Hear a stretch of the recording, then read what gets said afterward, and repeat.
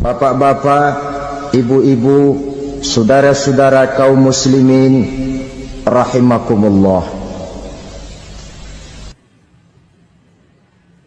Murai di dahan dan koko ayam di kandang, dunia ini penuh dengan berbagai macam kesibukan. Sejak dari petani yang turun ke ladang, pedagang yang berangkat ke pasar, pelajar yang menuju sekolah, sampai kepada pegawai yang berangkat ke kantor, seluruhnya tidak lain untuk mencari sesuatu yang bernama bahagia. Setiap orang menginginkan kebahagiaan, dan tidak seorang pun menginginkan kesengsaraan dalam kehidupan ini. Namun nyatanya tidak setiap orang yang ingin bahagia mengetahui jalan yang harus ditempuhnya untuk sampai kepada kebahagiaan itu. Maka pada kesempatan pertemuan kali ini, saya ingin menyampaikan sebuah hadis dari junjungan kita baginda Nabi besar Muhammad sallallahu alaihi wasallam yang termuat dalam kitab Mukhtarul Ahadits An-Nabawiyah, di mana beliau bersabda, arba'un min sa'adatil mar'i. Ada 4 perkara yang merupakan tanda dari orang bahagia. Saya mau tanya, di antara saudara-saudara yang hadir di sini, apa ada yang kepengen jadi orang sengsara? Ya. Seluruhnya tentu ingin mendapatkan kebahagiaan. Maka menurut resep dari Nabi kita, tanda orang bahagia itu 4. Jadi kalau saudara ingin bahagia, harus mempunyai 4 perkara ini.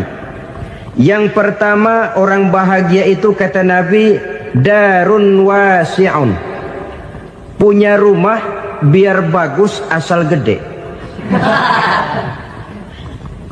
Enak ngaturnya, daripada sudah punya rumah kecil, adanya di pinggir kali, gubuk, kalau hujan bocor, miring lagi, kiamat. Loh, kalau gitu Islam materialis dong. Hadis ini boleh diartikan dengan makna hakiki, arti yang sebenarnya. Boleh diartikan dengan makna majazi, arti kiasan.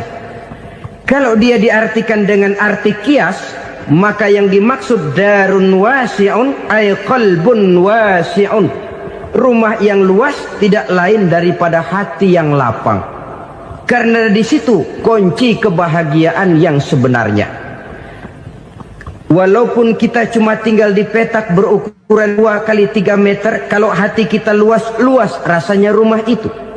Tapi biar rumah kita halamannya saja puluhan ribu hektar, ada kolam renangnya, kamar tidurnya tidak lagi terhitung. Kalau hati yang menempati rumah itu sempit, maka akan terasa sempit jugalah rumah itu. Tempat bergantungnya tidak lain adalah hati. Marilah kita mencoba melihat berbagai pandangan orang tentang bahagia ini. Ada orang menyangka bahwa bahagia itu kalau dia mendapatkan harta yang sebanyak-banyaknya. Siapa yang banyak harta, dialah raja. Apa yang dia mau, seluruhnya bisa dibeli. Keamanannya, dia bisa menyewa petugas. Seluruh fasilitas untuk menyenangkan kehidupannya bisa dibeli. Pendeknya, hartalah segala-galanya dalam kehidupan. Sampai ada pepatah mengatakan, innad darahima fil amakini kulliha taksur rijala mahabatan wa jalala. Sesungguhnya harta, dinar, dirham, uang di mana-mana selalu bikin hebat orang yang memilikinya. Coba lihat, orang yang punya duit sama yang enggak punya duit, jangan gaya hidupnya, gaya jalannya aja lain. Wahia lisanun liman arada fasahatan, wahia silahun liman arada qitala. Uang adalah senjata yang paling ampuh bagi orang yang mau pergi perang, dan lidah yang paling fasih bagi orang yang mau bicara. Kalau bicara dengan lidah macet, cobalah bicara dengan harta, lancar. Sampai ada pepatah demikian, segalanya bisa diatur dengan harta. Maka di kalangan orang yang berpandangan semacam itu, seluruh kegiatan hidupnya hanya terfokus kepada bagaimana mengumpulkan harta yang sebanyak-banyaknya. Tidak peduli halal haram, tidak kenal sore pagi siang dan malam, tidak sempat sujud, jauh dari agama, jauh dari kehidupan yang bersifat ruhaniyah, jauh dari Allah dan sebagainya. Sampai dalam Al-Quran dikelompokkan dalam kelompok yang dinamakan lumazah. Allazi jama'a malahu wa 'addadah yahsabu anna malahu akhladah. Mereka mengumpulkan harta sebanyak-banyaknya dan menyangka bahwa harta yang banyak itu dapat mengekalkan hidupnya, mengekalkan kekayaannya, mengekalkan kebahagiaannya. Saudara hadirin yang berbahagia, kalau pandangan hidup ini benar, artinya kalau harta memang merupakan satu-satunya hal yang dapat membuat orang bahagia, tentu di rumah mewah tidak akan pernah ada tangis derita. Tentu di satu tempat di mana fasilitas hidup serba menunjang tidak ada yang namanya penderitaan. Tapi suka dan duka, sedih dan gembira, senyum dan tawa adalah milik setiap orang, baik dia punya harta maupun dia tidak punya harta. Nyatalah bahwa harta semata-mata bukan merupakan jaminan bahwa orang akan bahagia, walaupun tanpa harta orang sulit untuk bahagia. Saya mau cerita, ada orang super kaya, namanya Aristotle Onassis, raja tanker Yunani. Dia punya kapal tanker saja konon sampai 11 banyaknya. Punya perusahaan penerbangan yang disebut Olympic Airlines. Punya hotel di berbagai kota besar di dunia ini, sejak dari New York, London, Paris, Rome dan sebagainya. Bahkan punya pulau yang dia namakan Pulau Scorpio. Ini kan namanya sudah kaya nggak tanggung-tanggung, punya pulau. Nah, dia punya 2 orang anak, yang satu laki-laki namanya Alexander, yang satu perempuan namanya Maria Onassis. Seluruh harapannya tertumpah kepada anak lakinya Alexander ini, yang akan meneruskan usahanya, meneruskan kekayaannya, meneruskan dinastinya. Apa yang terjadi? Ternyata anak yang dia harapkan yang bernama Alexander ini mati muda dalam kecelakaan pada waktu dia olahraga. Apa olahraganya? Namanya olahraga anak orang kaya, golongan jet set. Olahraganya olahraga pesawat terbang. Jatuh, ya nggak kapungut, habis mati. Tinggal satu anak perempuannya, Maria Onassis. Tapi anak perempuan ini juga malah urakan. Terakhir dia pacaran, bahkan kemudian kawin sama orang Rusia. Rupanya Aristotle Onassis ini broken. Kekayaannya yang berlimpah ruah, perusahaannya yang begitu banyak, siapa yang akan meneruskan? Siapa yang akan menggantikan? Sampai kemudian dia mengurung diri di Pulau Scorpio dan mati di sana secara mengenaskan. Seorang multi jutawan, seorang yang super kaya, mati menyendiri di pulau sepi. Ibarat kata pepatah, anak ayam mati di lumbung.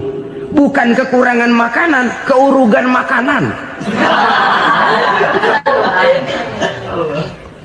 Begitu kehidupan Aristotle Onassis. Dan banyak orang-orang yang sudah demikian kaya sampai dibingungkan oleh kekayaannya sendiri. Telusurilah kehidupan David Rockefeller misalnya, Henry Ford misalnya, Adnan Khashoggi misalnya. Multi jutawan yang kadang-kadang dibuat keder oleh kekayaannya sendiri. Pantas ketika Imam Ali ditawarkan orang, "Ya Ali, kalau kepadamu disuruh pilih ilmu atau harta, kau pilih mana?" Ya jelas pilih ilmu dong. Kenapa? Pertama, ilmu kalau kita berikan kepada orang lain tambah. Tapi harta kalau kita berikan kepada orang lain kurang. Saudara punya uang 10.000, dibagi orang 5.000, jelas uang saudara berkurang. Tapi saudara punya ilmu diberikan kepada orang lain bisa, saudara pun makin mantap.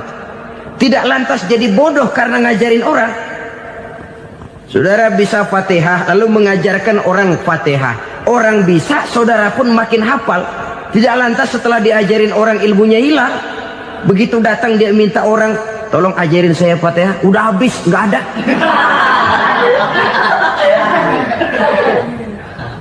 Yang kedua kata Imam Ali, ilmu menjaga kita.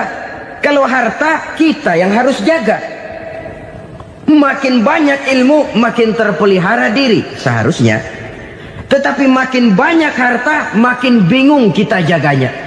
Sampai kadang-kadang kalau perlu seluruh keliling rumah dipasangi alarm. Belum cukup disewakan anjing besar-besar, pasang di depan pintu, awas anjing galak. Masih belum cukup juga, cari centeng tukang-tukang kepruk jaga rumah. Masih terasa belum aman, padahal rumahnya dikelilingi tembok besar. Di balik tembok ada pintu-pintunya tebal. Di balik pintu itu terbuka masuk kamar, kamar pun ada pintunya, pintunya pun kuat. Masuk ke dalam kamar ada lemari, lemarinya pun pintunya kuat, dikunci, kuncinya pun kuat. Tapi terhadap seluruhnya yang timbul cuma sekedar was-was saja.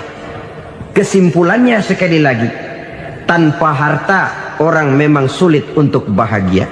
Tapi harta semata-mata tidak merupakan jaminan orang akan bahagia. Dengan hati yang luas, itu modal utama untuk mencapai kebahagiaan hidup. Orang yang hatinya luas, saudara-saudara, punya hati yang lapang, melihat kenyataan hidup ini, dia bersyukur senantiasa kepada Allah. Lantas tidak timbul hasud dan iri hatinya. Oleh karena itu, jiwanya selalu lapang. Kalau tidak, cupik hati namanya. Dangkal pandangan, tidak senang melihat orang lain dapat nikmat, dan itu sering dijadikan contoh. Kalau orang yang lapang dada, dia lihat tetangganya beli TV baru, dia berkata, alhamdulillah ya, tetangga kita beli TV, mudah-mudahan kita bisa ikut nonton. Lapang dadanya. Tapi orang yang sempit hati, lihat tetangga beli televisi, meriang. Enggak diapa-apain, meriang. Besoknya dengar tetangga beli motor, makin sakit, ke rumah sakit. Lalu di rumah sakit dengar tetangganya beli mobil, mati. Disiksa oleh perasaannya sendiri. Orang kalau hati sudah sempit dalam hidup, kemanapun dia pergi, sempit rasanya medan kehidupannya. Kemudian kita melihat juga ada orang yang menilai bahwa bahagia itu katanya kalau punya kedudukan yang tinggi, pangkat yang agung, wibawa yang besar. Mungkin betul, tapi mungkin juga tidak. Bergantung kepada hati orang yang punya pangkat itu. Sama dengan harta tadi. Harta akan membawa bahagia kalau dia jatuh ke tangan orang yang berhati lapang. Tapi harta akan jadi bencana kalau jatuh ke tangan hati orang yang sempit. Pangkat akan membawa bahaya kalau jatuh di tangan hati orang yang sempit. Lebih dari itu, kenyataan mengajarkan kepada kita bahwa ternyata pangkat dan jabatan tidak selamanya memberikan kebahagiaan dalam kehidupan. Bahkan resikonya kelewat besar. Beberapa bukti kita bisa ambil dari para pemimpin dunia yang menjadi korban lantaran pangkat dan jabatan yang disandangnya. Saudara ingat Presiden Abraham Lincoln dan John Kennedy dari Amerika? Dibunuh orang.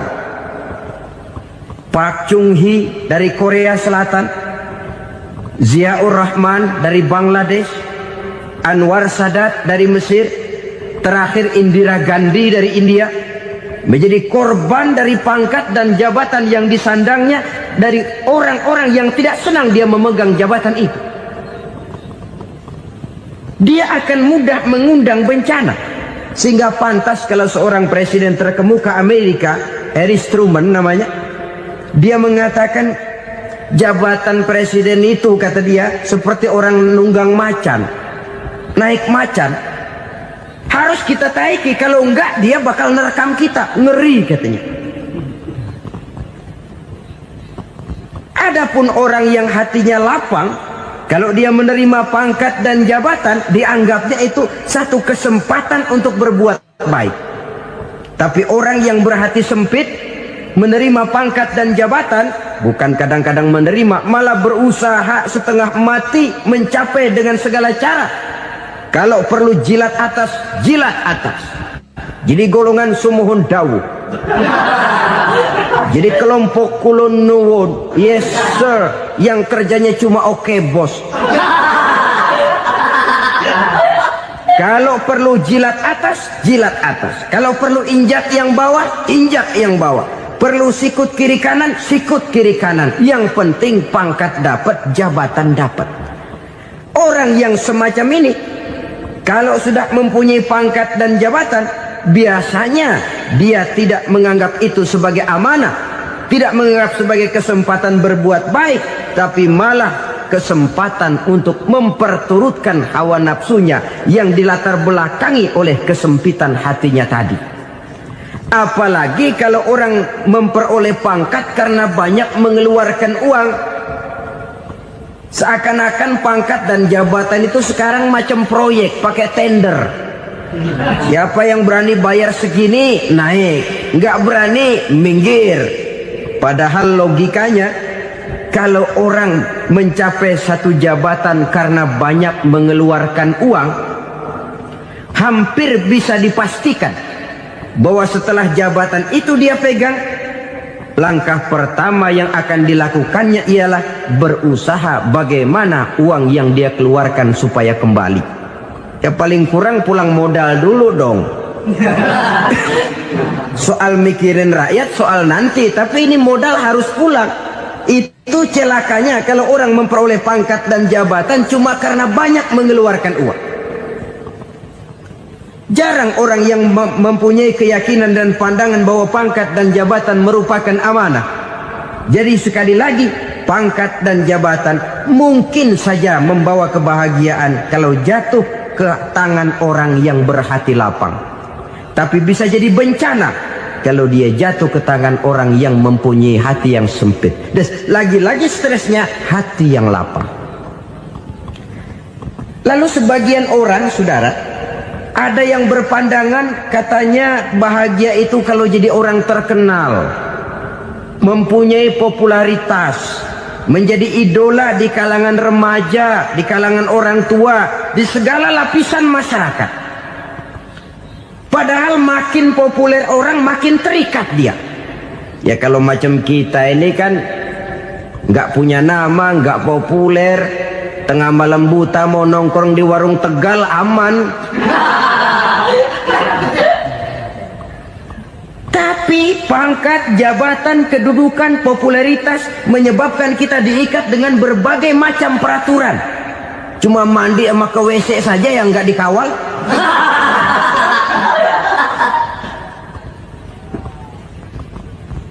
Benarkah popularitas, ketenaran membawa kebahagiaan? Mungkin.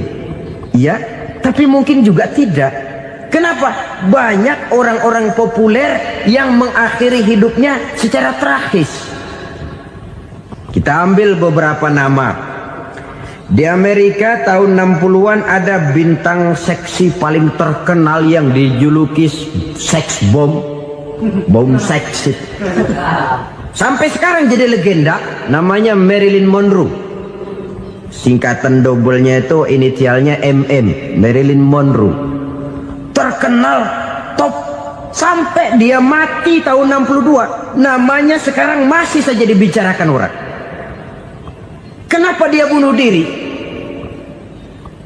Tidak punya hartakah dia? Banyak. Kurang populerkah dia? Seluruh dunia mengenalnya. Sejak rakyat kecil sampai pejabat tinggi dia punya hubungan. Kenapa? Jenuh. Dia terlahir dalam keadaan yatim. Setelah itu tidak lama dia berangkat remaja, ibunya meninggal. Pindah dari wanita asuh ke wanita asuh sampai 12 orang ibu angkatnya. Dan kekecewaan yang paling parah, setiap laki-laki yang dekat dengannya hanya seperti kapal berlabuh. Datang dan pergi silih berganti, padahal dia merindukan seseorang yang bisa melindungi hidupnya. Dia rindukan itu dan dia tidak pernah menemukan. Itu yang akhirnya menyebabkan dia minum pil tidur kelewat dosis, minum obat tidur kebanyakan, ya tidur terus sampai sekarang.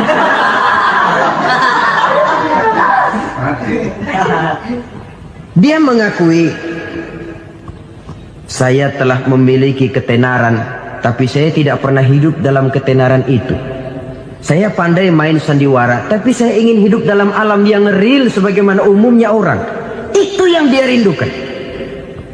Menyusul jejak yang namanya Marilyn Monroe ini, Billie Holiday, saudara kenal tentu, di rumah sakit dirawat.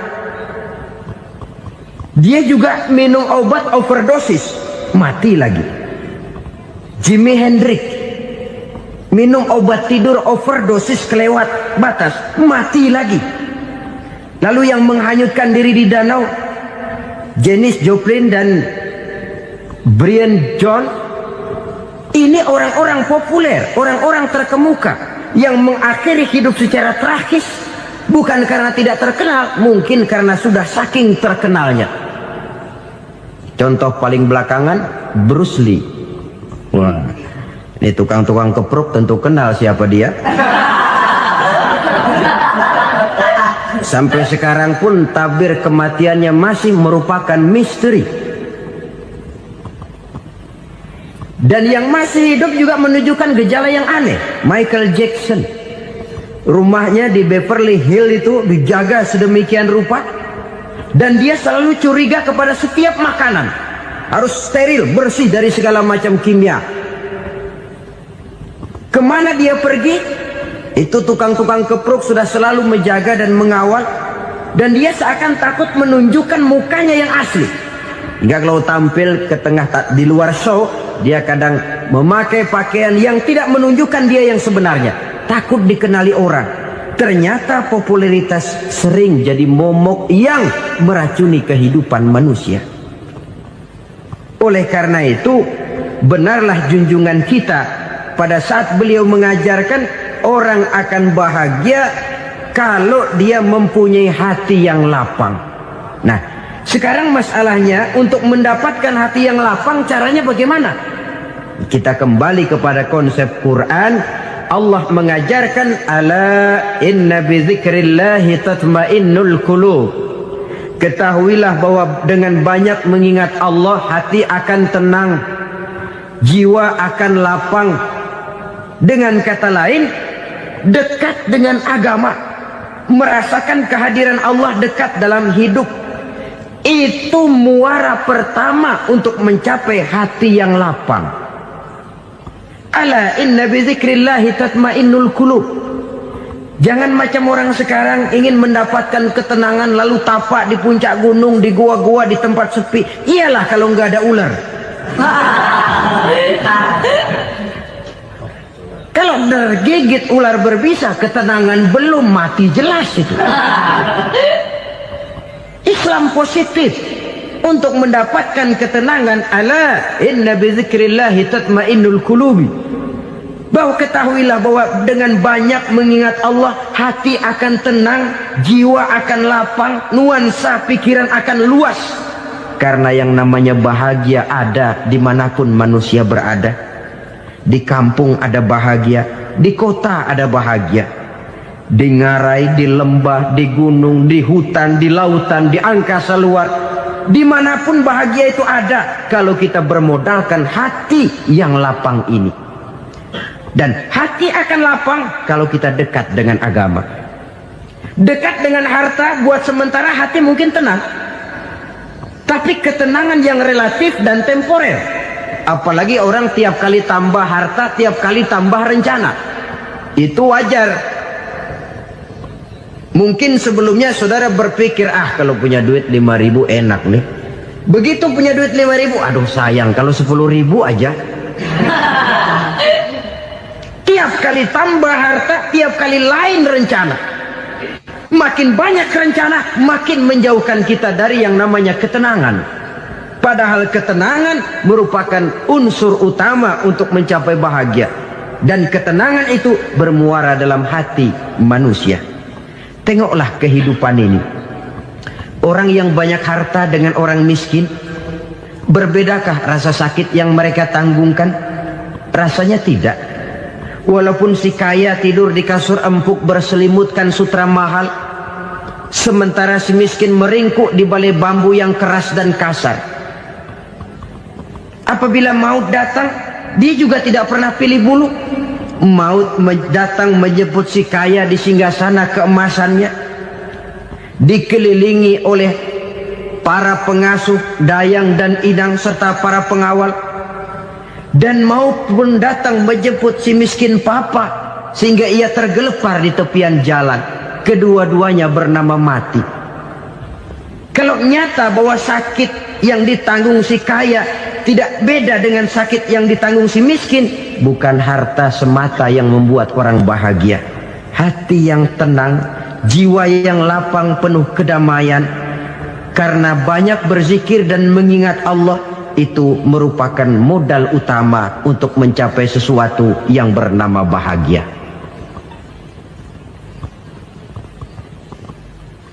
Saudara hadirin yang saya hormati, inilah yang pertama dari 4 ciri yang digambarkan oleh Nabi tentang tanda-tanda orang bahagia. Dan harus berangkat dari yang pertama ini, hati yang lapang. Ini yang harus kita miliki lebih dahulu. Baru nanti akan menyusul kepada poin yang ketiga, kedua, dan selanjutnya. Sebab kalau hati sudah terisi dengan jiwa yang lapang, seluruh persoalan insya Allah akan bisa kita atasi dengan sebagaimana mestinya. Yang kedua sekarang, tanda orang bahagia menurut baginda Nabi, markabun syariah. Orang bahagia itu, kata beliau, punya kendaraan biar cepat asal lancar. Artinya kemana dia mau pergi mudah. Apa maksud hadis ini? Kalau kita kaji lebih dalam, kendaraan itu kan alat transportasi. Transportasi tidak lain adalah usaha memudahkan komunikasi.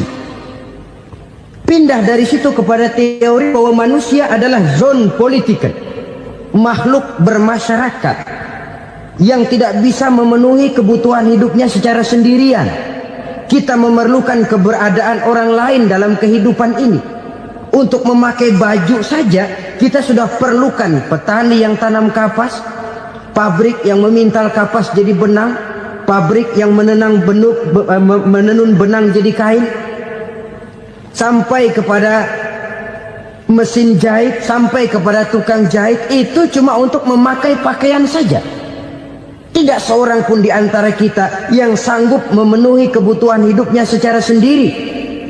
Kita perlu orang lain. Maka kebebasan dalam arti mutlak, kebebasan tanpa batas, itu tidak mungkin ada dalam kehidupan. Karena kita mengadakan yang disebut interaksi sosial.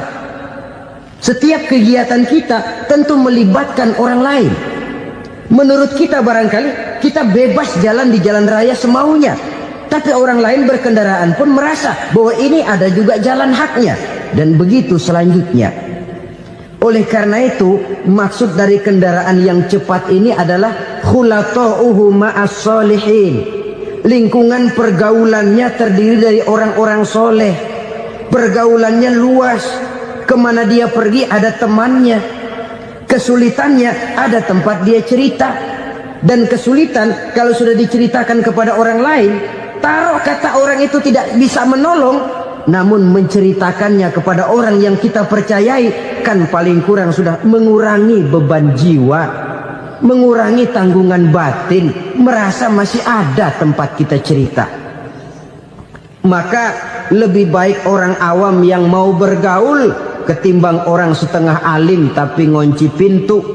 Sebab nantinya akan timbul sikap picik, cupik pandangan, dan tidak luas menghadapi kenyataan dalam kehidupan ini. Namun yang harus kita garis bawahi, pergaulan memang mesti luas. Namun jangan sekali-kali lupa bahwa pergaulan sangat besar pengaruhnya dalam ikut membentuk kepribadian manusia. Sehari-hari bisa kita bilang, kalau kita dekat sama tukang minyak wangi, sekalipun nggak dibagi minyaknya, baunya tentu dapat. Betul? Tapi dekat sama tukang elas, walaupun nggak kena apinya, asapnya mesti kena.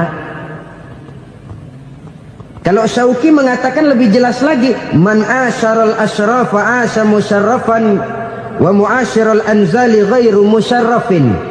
Awalam taral jildal hakira muqabbalan bisagri lamma sara jildal mushaf. Siapa yang bergaul dengan orang mulia, dia bakal ikut menjadi mulia. Tapi siapa yang berteman dengan orang hina, dia tidak bakal ikut menjadi mulia. Tidakkah kau lihat, kata Syauqi, kulit kambing yang hina pun dicium orang ketika menjadi kantong Quran. Kulit kambing hina, kalau dia sendirian gak ada yang mau cium. Tapi begitu dia bergaul dengan Quran, menjadi kantong Quran, dipakein minyak wangi, ditaruh di tempat yang tinggi, mau diambil dicium dulu, dibawa dengan penuh hormat dan hati-hati. Kulit kambing yang hina lantaran berteman dengan Quran, numpang mujur. Tapi coba lihat kalau kulit kambing berteman dengan kayu, jadi beduk, habis. Zohor dikemplang, asar dipukul. Itu pun sedikit saja, cuma salah milih teman. Yang temannya Quran dihormati orang, yang temannya kayu lantaran jadi beduk, gelap-gelap subuh orang udah kemplangin.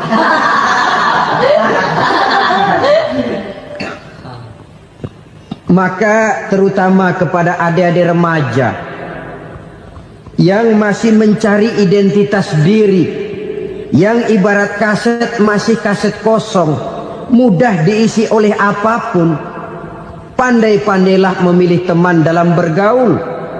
Karena banyak orang yang tadinya baik-baik, ketika terseret dalam pergaulan dengan orang yang tidak baik, kebaikannya menjadi lentur dan luntur.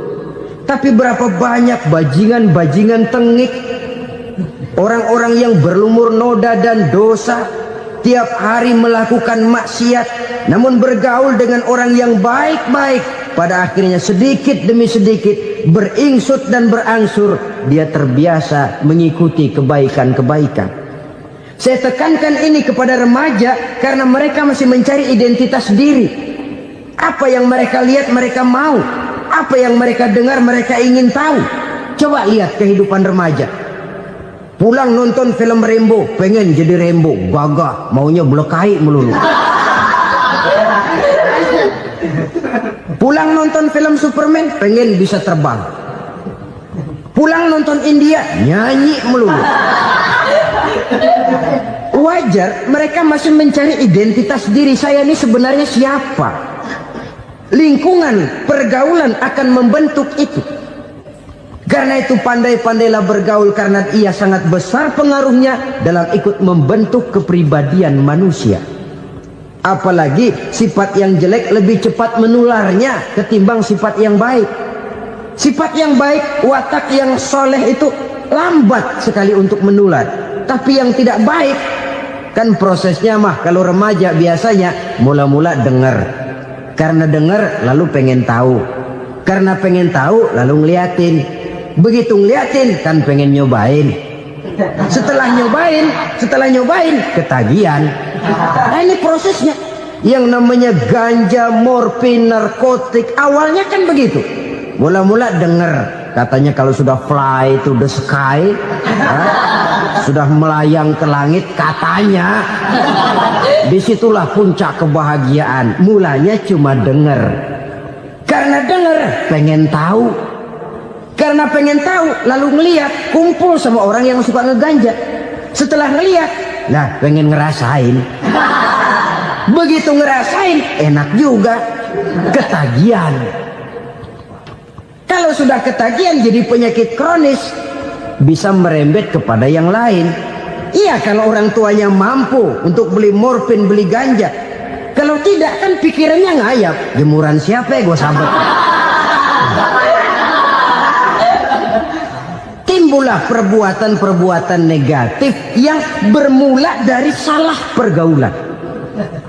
Apalagi buat adik-adik remaja yang tinggal di kota-kota besar, yang pengaruh budaya, pengaruh kesenian, pengaruh struktur kehidupan yang nampak makin individualistis, di mana persaingan tajam, tensi ekonomi tinggi, orang mudah mengalami stres. Pandai-pandailah dalam bergaul, sekali lagi, karena ia sangat besar pengaruhnya dalam ikut membentuk kepribadian manusia. Orang bahagia punya kendaraan yang cepat, artinya punya pergaulan yang luas, dan lingkungan pergaulannya terdiri dari orang-orang yang soleh. Kemana dia pergi ada teman, kesulitannya ada tempat dia cerita. Tapi kalau sudah menyendiri, hidup sendiri, kesulitan dipikiri sendiri, bisa mati belum waktunya. Tidak ada tempat berbagi rasa, tidak ada tempat bercerita, tidak ada tempat mengurangi beban dalam kehidupan. Pantas betul kalau Islam sangat menggalakkan dan menganjurkan orang kalau sudah sampai waktunya itu untuk melangsungkan nikah. Kata Nabi, ya ma'syarus syabab man istata'a minkumul ba'at falyatazawwaj. Hai para pemuda, kalau sudah mampu memberi nafkah, kawinlah, nikahlah kamu. Kenapa? Sudah ada teman hidup, tempat berbagi rasa. Kesulitan kalau ada tempat cerita akan lebih ringan ketimbang kita telan sendiri, walaupun bobot kesulitannya sama beratnya. Saudara-saudara kaum muslimin rahimakumullah, inilah ciri yang kedua, punya kendaraan biar cepat asal lancar. Kemana kita mau pergi gampang. Dengan kata lain, setelah hati yang luas, pergaulan yang luas. Dua. Yang ketiga sekarang, tanda orang bahagia itu menurut Nabi, misbahun mudhi'un, punya lampu yang terang. Oh, itu enggak problem. Sekarang sudah zamannya listrik masuk desa, Pak. Lampu sudah terang semua. Betul, kalau itu yang dimaksud. Tapi tidak cuma itu. Karena lampu yang dimaksud di sini, lampu yang akan menerangi seluruh perjalanan hidup. Dan perjalanan hidup itu sudah dimulai sejak kita terlahir ke alam ini, sampai masuk ke alam barzah, kumpul di padang mahsyar, sampai ke akhirat. Lampu yang menerangi itu yang diperlukan. Kalau lampu, katakanlah yang paling top sekarang kan lampu jenis Mercury. Taruhlah itu di rumah kita, dia cuma menerangi rumah kita, menerangi hati pun tidak sanggup. Bila kita masuk ke alam barzah, alam kubur, sanggupkah si Mercury yang begitu terang menerangi alam barzah kita? Tidak sanggup lagi. Sanggupkah lampu yang ratusan watt, bahkan puluhan ribu watt menerangi kehidupan di padang mahsyar? Tidak akan sanggup lagi. Kalau demikian, yang dimaksud lampu yang terang di sini apa? Tidak lain amal soleh, kebajikan yang kita lakukan dalam hidup. Itu yang akan jadi lampu penerang.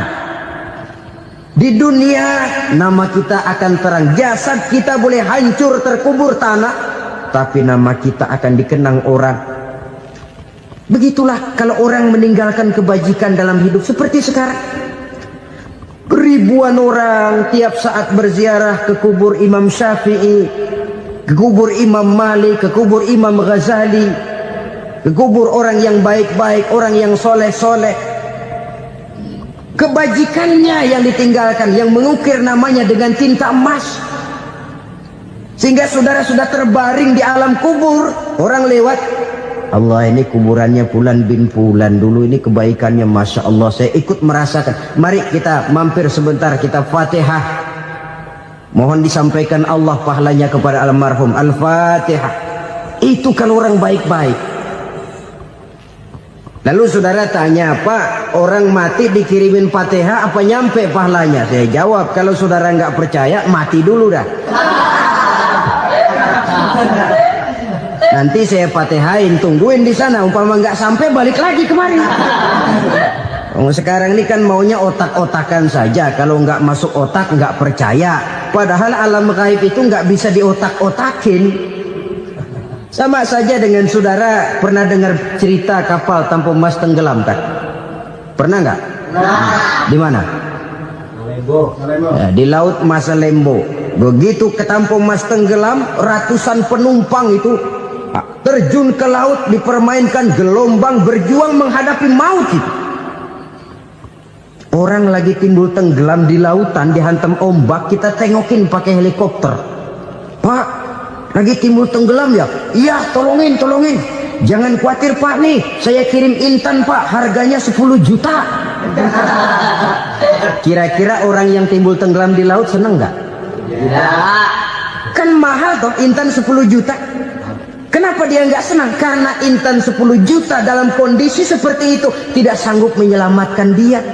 Dia akan girang kalau dikirimin ban mobil bekas, dikirimin papan terentang atau bambu.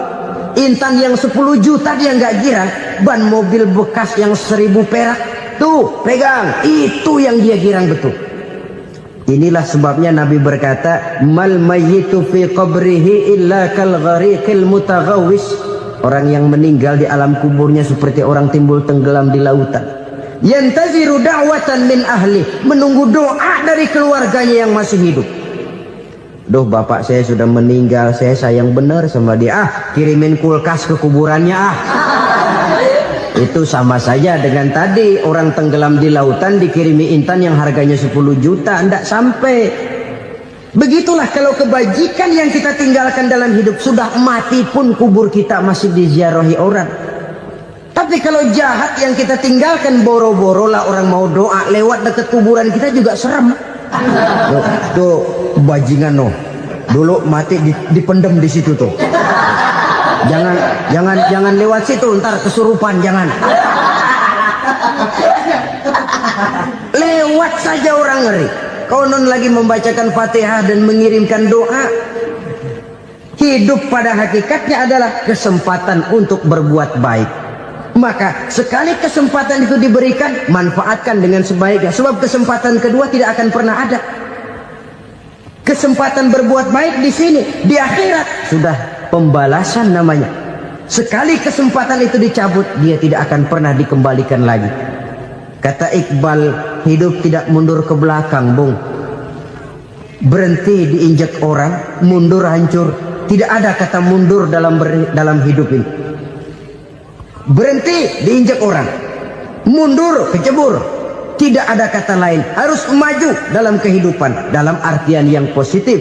Hidup adalah kesempatan untuk mengumpulkan kebajikan yang sebanyak-banyaknya. Di situ nilai daripada manusia. Sekarang ini memang nggak kelihatan kok, orang yang banyak pahala sama yang banyak dosa nggak kelihatan kok. Barangkali kalau habis bikin dosa palanya pada benjol, mungkin orang takut sama dosa. Tapi sekarang sama saja, orang yang banyak dosa dengan yang nggak banyak dosa jalan bareng dari belakang, sama, nggak kelihatan beda.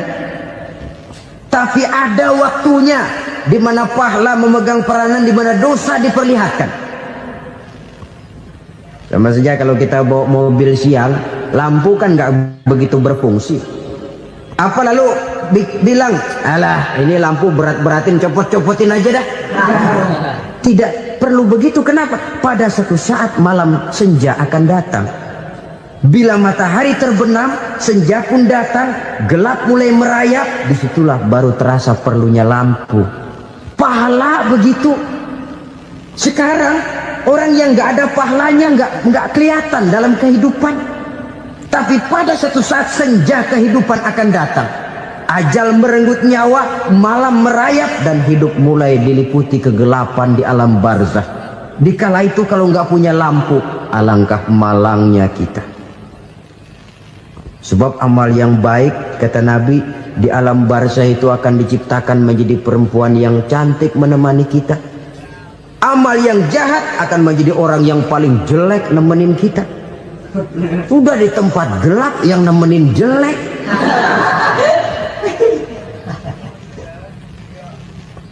Kaum muslimin rahimakumullah. Kalau demikian masalahnya, tergantunglah kita pandai memanfaatkan waktu. Al-waktu kasayf, waktu itu cepat sekali. Yang namanya waktu itu tahu-tahu.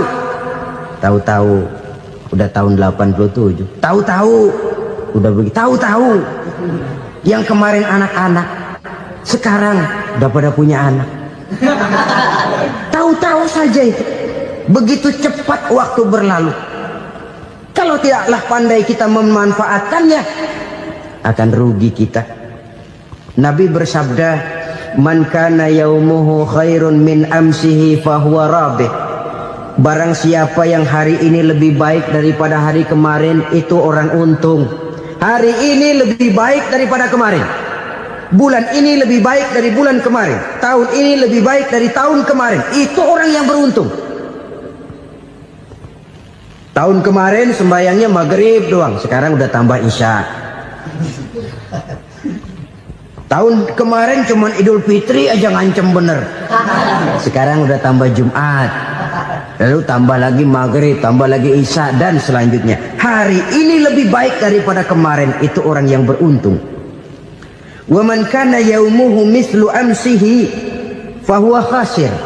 Lalu barang siapa yang hari ini sama saja dengan hari kemarin, itu orang rugi. Hari ini sama dengan kemarin, rugi itu. Bulan ini begitu, bulan kemarin begitu, tahun ini begitu, tahun lalu juga begitu. Rugi itu orang. Rugi apa? Rugi umur. Umur tambah, amalan gak pernah tambah. Dan saya pikir lebih merupakan azab ketimbang nikmat kalau orang dikasih panjang umur cuma untuk numpuk dosa. Mending mana? Panjang umur banyak dosa sama pendek umur dikit dosa. Mending mana? Mending mana? Ya, paling mending tentu panjang umur banyak pahala. Tapi kalau tidak, sekali lagi, lebih merupakan azab ketimbang nikmat kalau orang diberikan panjang umur tapi cuma untuk sekedar menumpuk dosa. Kehilangan kesadaran bahwa dunia bukan terminal akhir dari satu perjalanan. Dia cuma halte di mana kita berhenti sebentar untuk menuju kepada terminal yang hakiki. Saudara-saudara kaum muslimin rahimakumullah, inilah lampu yang akan menerangi kehidupan. Amal yang kita lakukan di dalam kehidupan. Jadi yang dimaksud dengan lampu yang terang, kebajikan yang kita kerjakan dalam hidup. Nah, setiap orang di awal tadi saya bilang ingin bahagia. Bahagia itu kan hakikatnya kumpulan senang dan selamat. Senang, selamat. Apa bedanya? Senang tapi tidak selamat, nggak bahagia. Selamat tapi nggak senang, nggak bahagia orang. Contoh, kalau orang korupsi, duitnya banyak, senang dia, tapi keselamatannya. Ada tentara baris di samping rumahnya udah bingung, padahal tentara latihan. Tentara cuma latihan, dia bingung. Senang, tapi karena keselamatannya tidak terjamin, dia tidak bahagia. Sebaliknya pegawai negeri jujur benar, cuma segaji-gajinya, selamat nggak korupsi, tapi melarat, ya nggak bahagia juga, kurang senang. Kesenangan dan keselamatan untuk dunia saja, ya sekali lagi, kalau cuma sekedar untuk dunia saja, bisa dibeli pakai uang. Bisa dibeli pakai uang. Saudara ingin selamat, bisa dibeli pakai uang. Saudara ingin senang, bisa dibeli dengan uang. Tapi setelah mati, masuk ke alam barzah, habis kekuasaan uang. Nggak bisa lagi beli keselamatan pakai uang. Tidak mungkin lagi membeli kesenangan dengan uang. Di situ pahala yang megang peranan. Makin banyak pahala, makin banyak saham untuk membeli kesenangan dan keselamatan, untuk memperoleh yang namanya bahagia. Dan jangan lupa loh, di alam barzah kita nggak sebentar, menunggu datangnya kiamat. Loh iya, kalau kita begitu dikuburin terus kiamat datang, untung. Tapi kalau masih harus 1000, 2000, puluhan ribu tahun yang akan datang, dalam satu penantian yang begitu lama, tanpa saham untuk memperoleh kebahagiaan, satu kemalangan yang tidak ada pernah putus-putusnya. Janganlah tergelincir oleh kebahagiaan sebentar yang menipu dengan mengorbankan kebahagiaan hakiki yang berjangka panjang. Apa artinya senyum sejenak kalau harus ditebus dengan tangis seumur hidup? Biarlah kita minum jamu, pahit memang, getir memang, tapi kan besok badan sehat. Daripada sekarang minum sirup, manis memang, enak memang, tapi bibir pada jontor besok. sirawan, batuk, nggak karu-karuan. Banyak orang tertipu oleh kesenangan yang sebentar.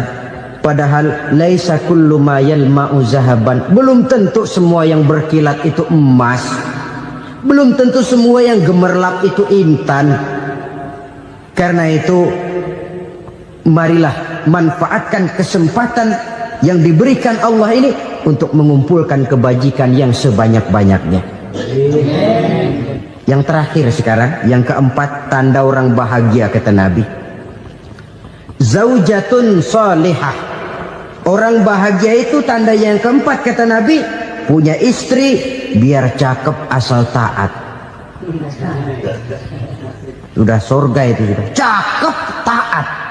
Istri kayak gitu, kalau belum mati jangan dikuburin dulu itu. Sudah cakep taat lagi. Tapi kadang-kadang enggak, udah jelek ngadat melulu. Apa yang mau dipilih? Sebab itu Quran mengatakan istri pakaian untuk suami, suami pakaian untuk istri. Kenapa suami istri diibaratkan pakaian? Alangkah tingginya gaya bahasa Quran ini. Suami istri teman hidup, hidup perjalanan panjang. Sejak kita dalam rahim sudah ada hidup kan di sini. Sampai ke alam dunia, masuk ke alam barzah, kumpul di padang mahsyar, sampai menuju akhirat, itu perjalanan hidup. Carilah istri atau suami teman hidup yang membawa manfaat tidak hanya kehidupan di dunia ini, sampai di alam barzah, sampai di padang mahsyar.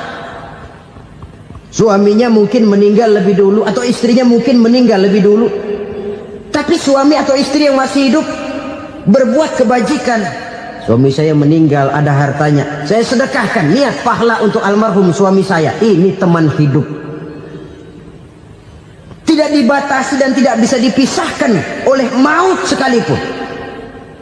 Zohirnya mungkin pisah, badannya mungkin pisah, tapi hatinya, jiwanya, kebersamaannya dalam menghadapi kehidupan. Karena itu, saudara-saudara, bahasa Quran indah. Suami istri diibaratkan seperti pakaian. Apa fungsi pakaian? Pertama, pakaian jadi kebanggaan. Artinya, suami harus menjadi kebanggaan istri, istri harus jadi kebanggaan suami. Yang kedua, pakaian itu kan fungsinya menutup aurat. Artinya, sesama suami istri harus saling menjaga kekurangan masing-masing. Jangan malah sesama suami istri saling membongkar rahasia dan aibnya sendiri-sendiri. Istrinya diceritain jeleknya di mana-mana, atau suaminya dibongkar rahasianya di pasar umum. Itu sudah tidak lagi berfungsi sebagai pakaian. Kenapa semua ini diperlukan?